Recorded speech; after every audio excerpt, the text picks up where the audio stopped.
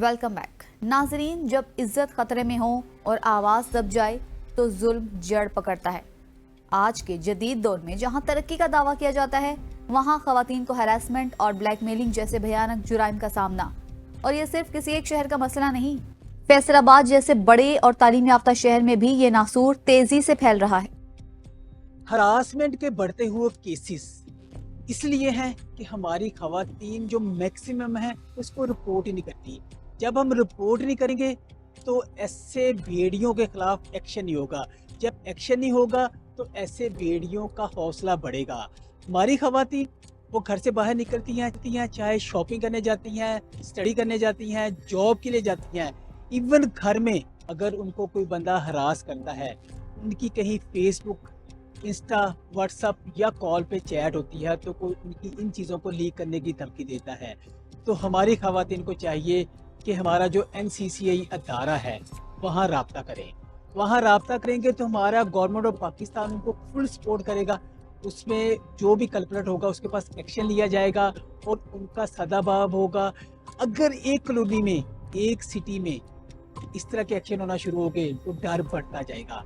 अगर हमारे फैसलाबाद में जैन 2025 से लेके अब तक 500 एप्लीकेशन रिपोर्ट हुई हैं, ये वो है जो आटे में नमक के बराबर हैं। हरासमेंट के केसेस बहुत ज़्यादा हैं, लेकिन हमारी खवातीन जुर्रत का मुजाहरा नहीं करती, वो अपनी इज्जत की वजह से खामोश हो जाती हैं। हमारी खवातीन अगर रिपोर्ट करेंगी तो इस तरह के ये 500 है, 5000, 50,000 तक एप्लीकेशनें चली जाएंगी।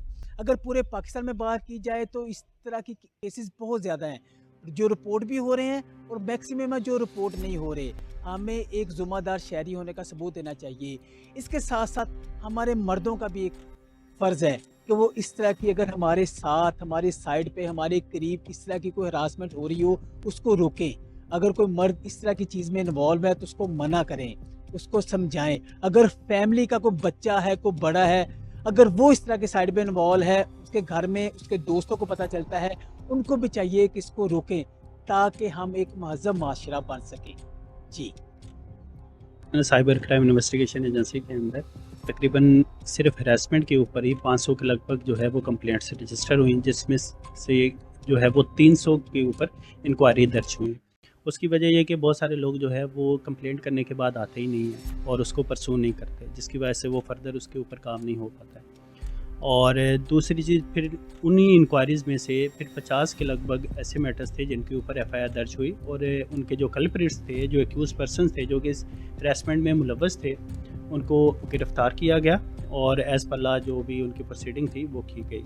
हमारे पास बेसिकली 3 तरीके से कंप्लेंट्स आती हैं। एक वो कंप्लेंट्स होती हैं जो कि ऑनलाइन हमारे जो पोर्टल है, कंप्लेंट पोर्टल, उसके ऊपर दर्ज होती हैं, लोग वहाँ पर कंप्लेंट कर देते हैं। दूसरा एक रूट है हमारे पास, लोग बाय पोस्ट जो है वो भी कंप्लेंट्स करते हैं। और तीसरी जो है, लोग फिज़िकली यहाँ पर आके, हमारे पास यहाँ पर हेल्प डेस्क बना हुआ है, उसके ऊपर अपनी कंप्लेंट लॉन्च करते हैं, अपने जो एविडेंसेस होते हैं वो प्रेजेंट करते हैं और एज़ पर लॉ उसके ऊपर कार्रवाई करते हैं। सोचने की बात तो ये है कि जब सिर्फ रिपोर्ट होने वाले केसेस इतने ज्यादा हैं, तो उन केसेस का क्या जिन्हें खौफ, शर्मिंदगी या समाजी दबाव के बाइस दबाया जाता है।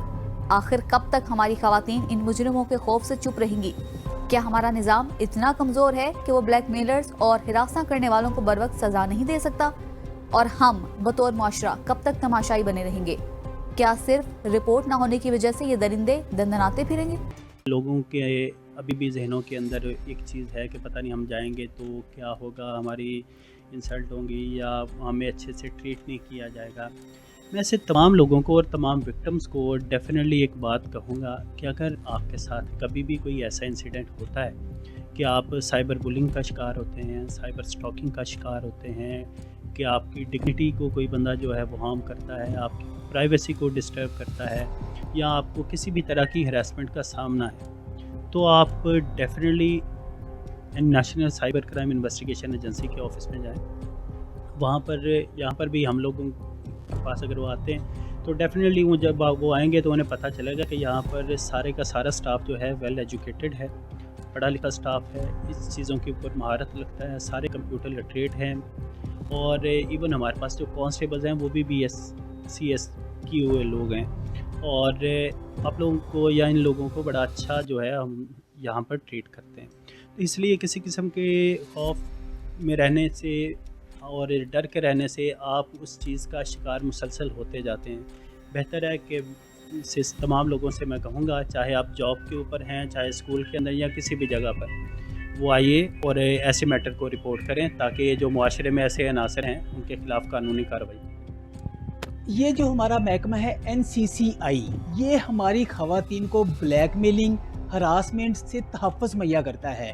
ہماری فیمیلز کو بھی چاہیے کہ وہ آئیں.